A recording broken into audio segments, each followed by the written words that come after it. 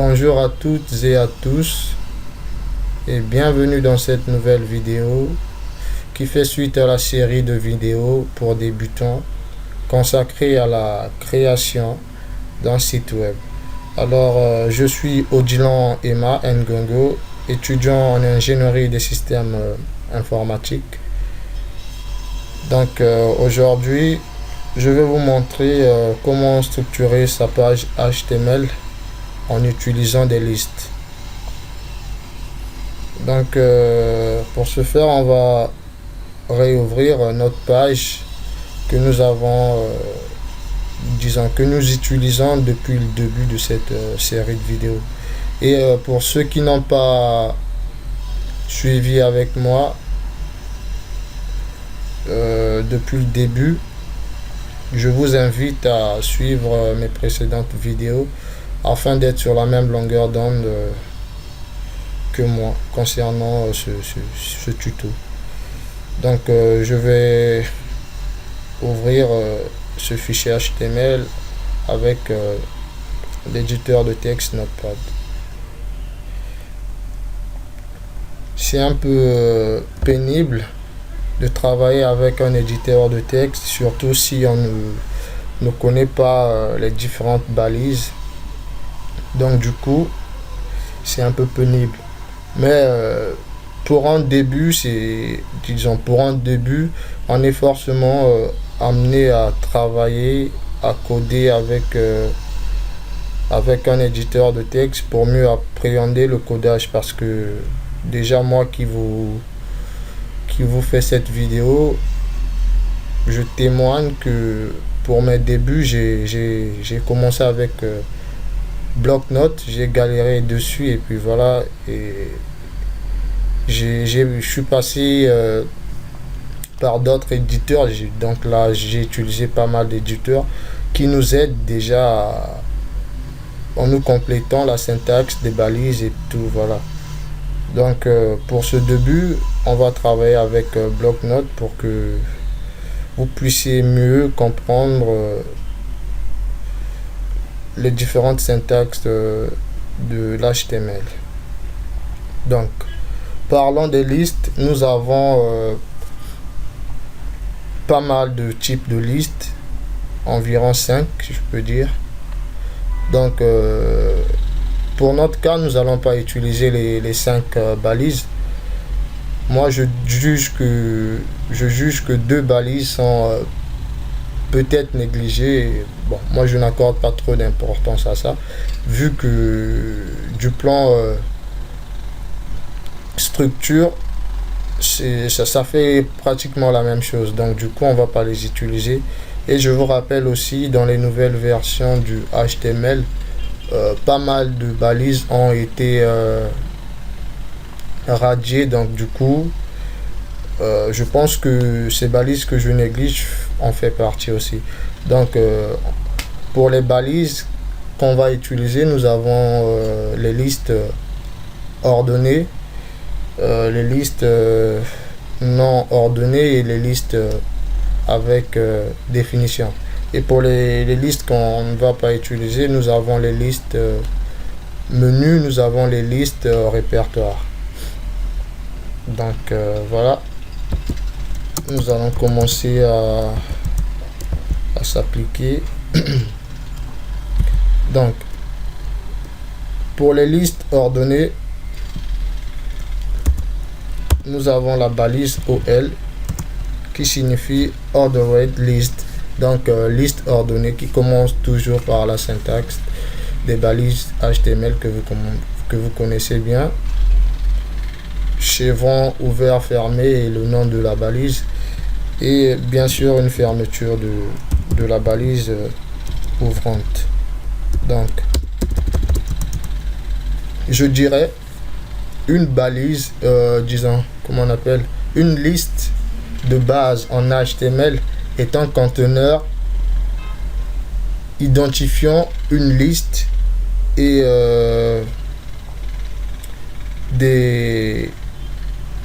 identifiant une liste, identifiant plutôt, excusez-moi, identifiant comment on appelle, un conteneur identifiant une liste et le style de cette liste. Donc du coup là, comme vous pouvez voir ici, le OL qui s'ouvre et qui se ferme, c'est un conteneur. Donc à l'intérieur, nous aurons le contenu. Donc pour toutes les listes, généralement le contenu est encadré par la balise LI. Nous allons utiliser comme contenu les jours de la semaine.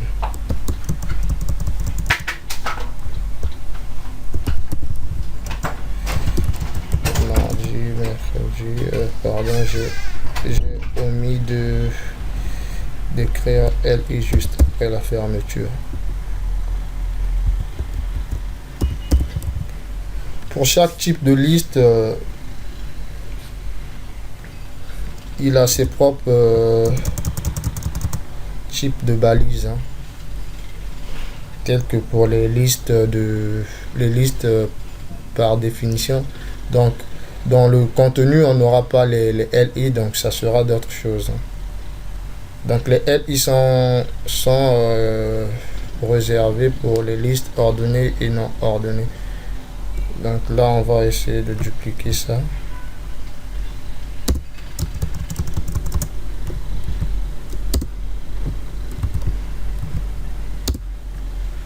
Mardi, mercredi,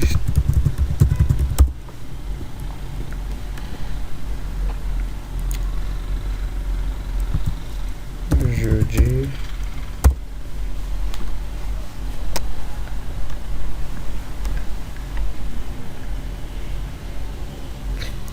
vendredi, enfin samedi aussi, samedi.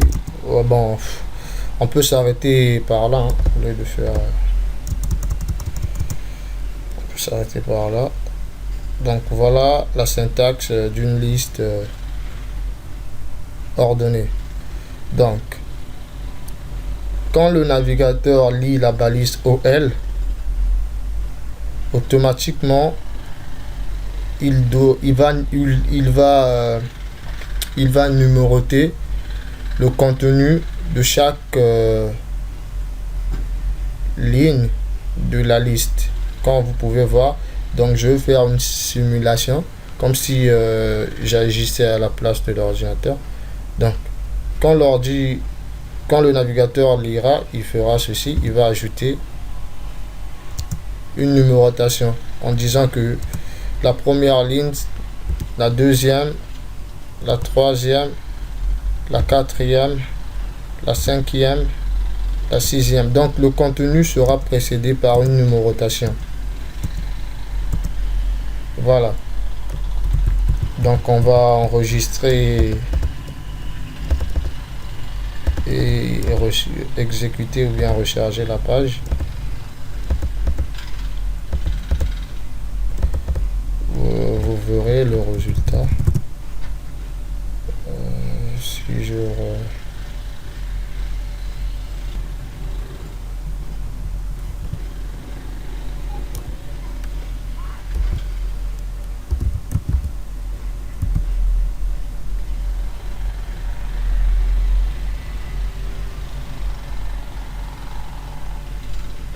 Donc voilà, comme vous pouvez voir ici, que le contenu de la liste est numéroté. Donc nous avons 6 lignes, lundi, mardi, mercredi, jeudi, vendredi et samedi. Donc voilà la numérotation. À la différence avec les listes non ordonnées, vous verrez que la numérotation sera remplacée par les puces. Donc on va revenir sur le code.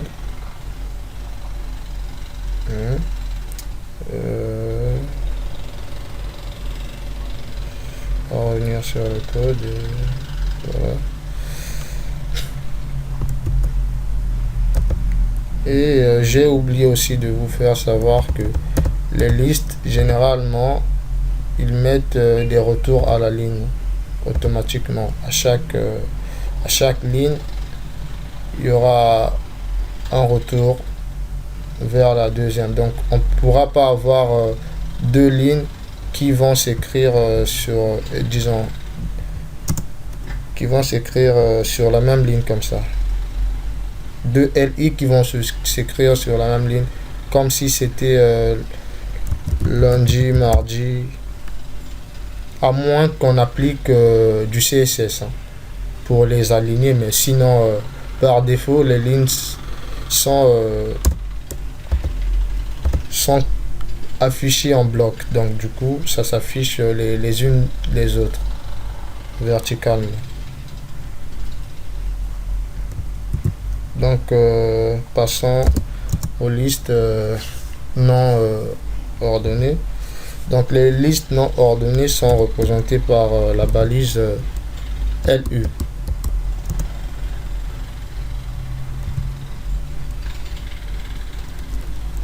Ce qui veut dire un order list, liste non ordonnée. Donc ça se ferme aussi par LU. Qu'est-ce que je fais?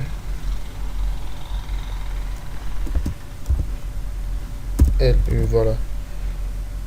Donc ils ont le même contenu, donc du coup, à la différence, comme je venais de mentionner, c'est que la numérotation sera remplacée par les puces. Donc du coup, nous allons voir le résultat qui sera affiché. Voilà. Donc là, nous voyons que la liste n'est pas ordonnée. Nous avons les puces, donc du coup, voilà la différence entre les deux listes.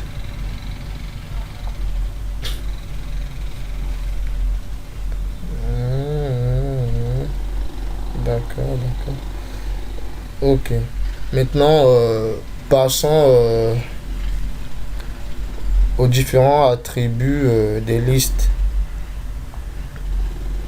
Pour les listes, pour les listes ordonnées, nous pourrons avoir 5 types d'attributs. Donc, nous allons écrire l'attribut type.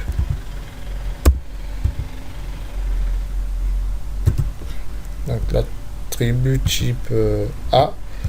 Donc, le A en majuscule veut dire que la liste, là où il y a les là où il y a la numérotation, ça sera numéroté d'une façon alphabétique. Donc du coup on aura A, B, C, D, E, voilà, jusqu'à Z. Si nous avons bien sûr 26 lignes, donc du coup ça sera remplacé par cela. Donc nous allons enregistrer. Donc ça c'est l'attribut. Donc OL c'est la balise. Type c'est l'attribut qui reçoit. Égal veut dire qui reçoit la valeur. Donc la valeur dans ce cas c'est comme si c'était une option de la balise OL. Donc le A. Vu que cette option change dépendamment de ce qui serait renseigné entre double quote. Donc du coup si je changeais, donc vous verrez qu'il y aura toutefois un changement. Donc on va repartir sur le navigateur pour voir ce que ça donnera. Échec et ban.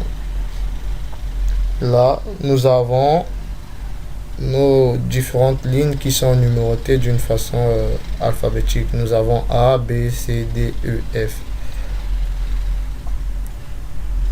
Nous allons changer cette option, nous allons la remplacer par petit a. Donc si vous avez bien compris pour le grand A, et je pense bien que vous aurez déjà compris pour le petit a. Donc voilà, là nous avons la numérotation qui a été remplacée alphabétiquement par des caractères en minuscules. Donc nous allons changer aussi nous allons changer cette fois-ci. Nous allons écrire le grand I. Donc, la balise OL renseigne alors au navigateur qu'il faudrait afficher la numérotation par défaut qui est les chiffres. Donc, de remplacer cette numérotation par les chiffres romains. On va recharger la page et voir ce que ça va donner. Voilà, nous avons 1 en chiffre romain, 2, 3, 4, 5 et 6. Si nous mettons petit i, bon, ça sera la même chose aussi.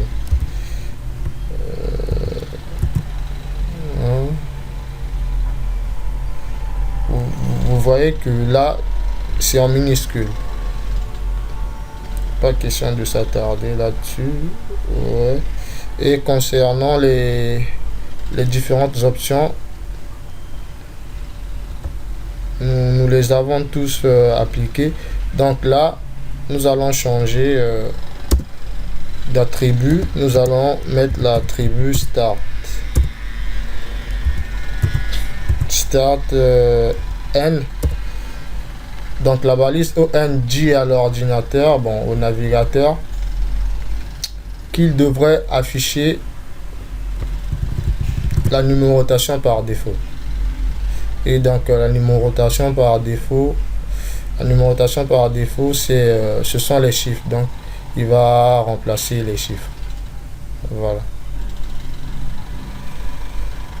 Donc ça serait tout pour la balise OL. Passons maintenant à la balise UL. Nous allons mettre le type. Donc nous avons trois types d'options concernant la balise UL. Nous avons le square, le cycle, qui veut dire le cercle. Nous avons le square, le carré et puis les puces. Nous allons commencer par mettre square pour voir. Nous allons enregistrer.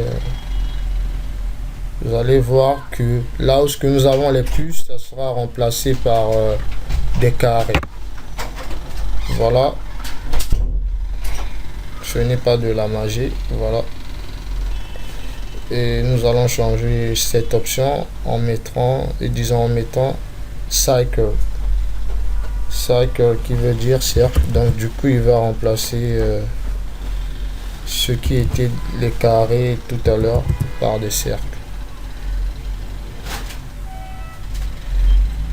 D'accord, voilà, ça marche. Et l'option par défaut, ce sont les puces. Donc du coup par défaut une liste non ordonnée affiche des puces et suivi du contenu de la liste.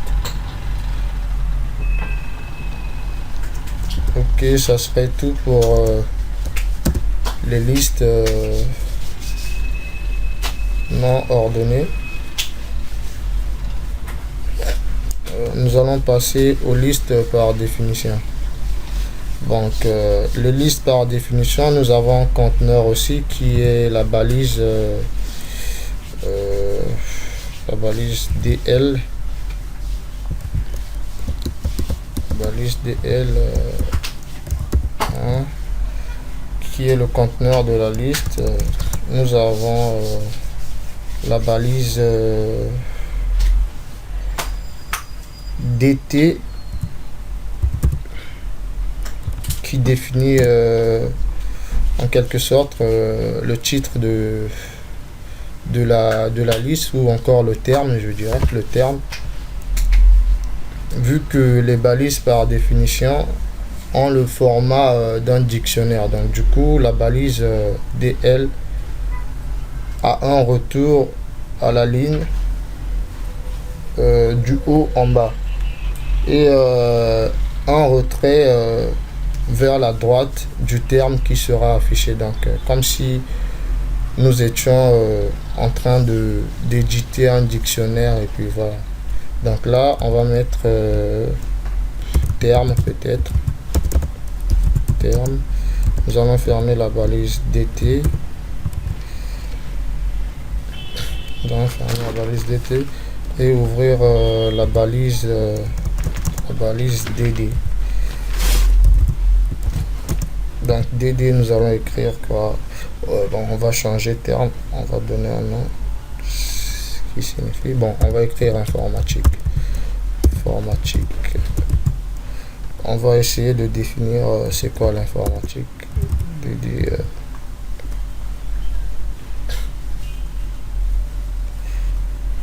J'espère que vous connaissez la définition d'informatique, hein, c'est basique. C'est la science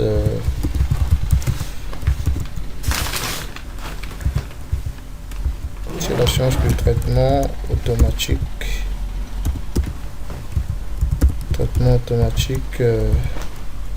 Des données par des appareils appelés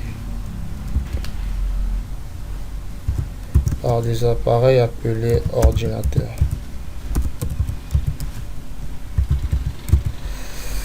Voilà, ça c'est un exemple. On peut dupliquer ça, voilà, pour voir ce que ça va donner. Ok, on va enregistrer. On verra que du point de vue structure, ça s'affichera comme si on était dans un dictionnaire.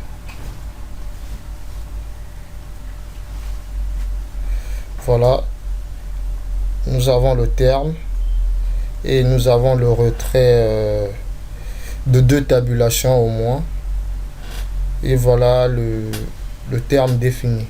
Donc c'est comme si c'était un dictionnaire et ainsi de suite. Là, si on aurait mis un autre terme, c'est juste que j'ai dupliqué pour ne pas perdre le temps. Donc là, vous remarquez que ça a la même structure.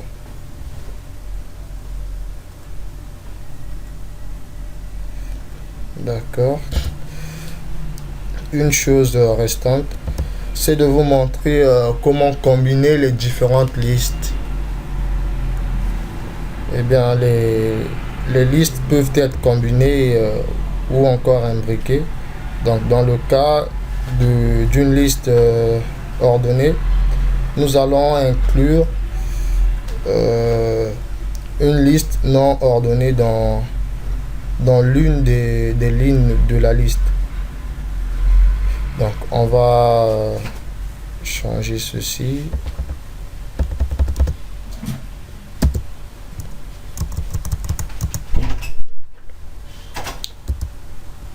Donc le LI appartenant à la liste OL ordonnée sera le conteneur de la liste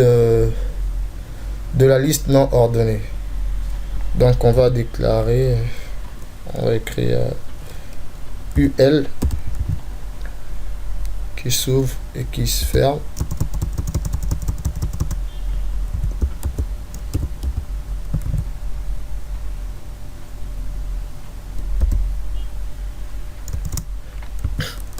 On va garder le lundi. Qu'est-ce qu'on va dire ici? Lundi LI premier je sais pas, qu'est-ce qu'on va dire?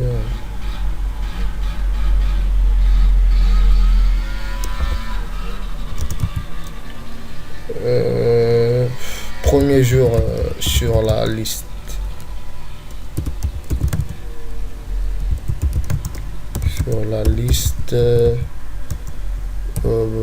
Sur la liste ordonnée. Voilà. Et je pourrais dupliquer ça parce que c'est pénible d'écrire tout ça. Je suis pas ressent attention. Donc je vais dupliquer ça. Non, je rigole, hein, je suis pas paresseux. Je suis plutôt laborieux.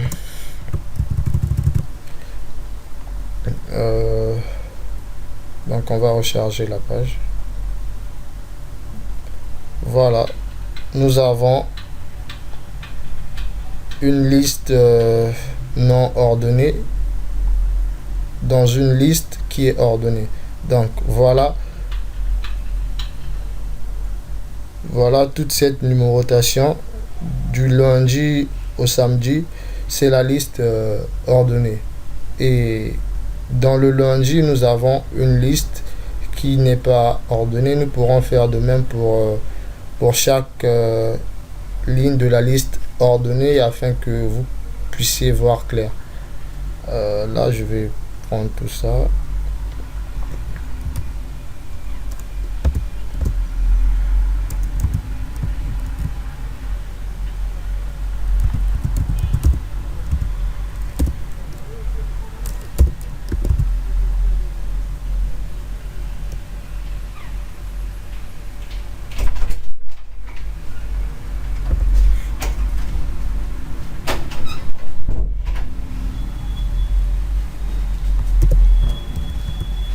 Bon, je vais pas respecter.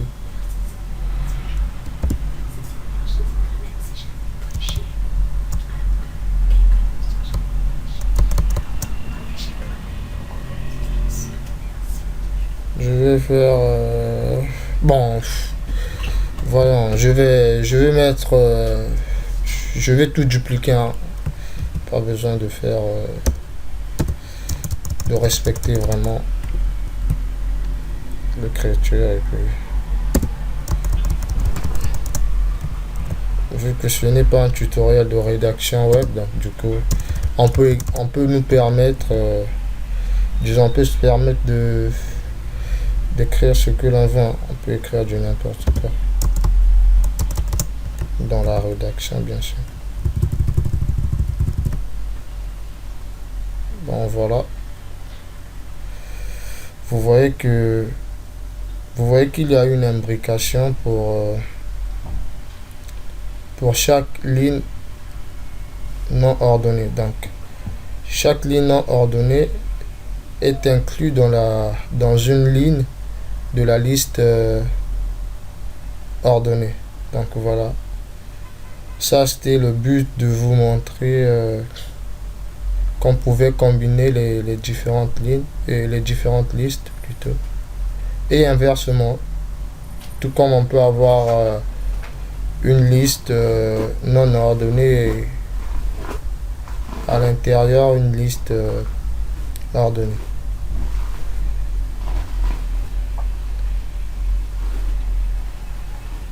Merci. Je crois que ça serait tout pour ce tuto et thanks to watching this video. Don't forget to subscribe. Au revoir.